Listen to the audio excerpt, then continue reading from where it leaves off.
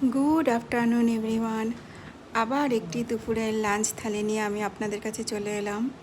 তো শুরুতেই হচ্ছে গরম গরম ভাত থালায় নিলাম, একদম ধোয়া ওঠা যাকে বলে গরম গরম ভাত। তারপরে আর আজকে একটুখানি হালকা পাতলাই রান্না করেছি, বেশি কিছু রান্না করিনি। তো সেটাই আগে কি আপনাদের কাছে শেয়ার করছি। তো প্রথমে গরম গরম ভাত নিয়ে নিলাম, তারপরে করলা আলু সেদ্ধ নিলাম, যেটা আমার খেতে খুব ভাল লাগে। করলা আলু আর একটুখানি সর্ষের তেল আর কাঁচা লঙ্কা দিয়ে মাখা করলা আলু সেদ্ধ।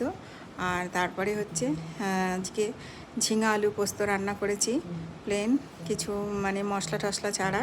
আর এমনিতে ঝিঙা আলু পোস্ততে কোনো মশলাই পড়ে না, পোস্ত বাটাই পড়ে, আর রসুন আর কালো জিরা ফোড়ন দিয়ে রান্নাটা করি।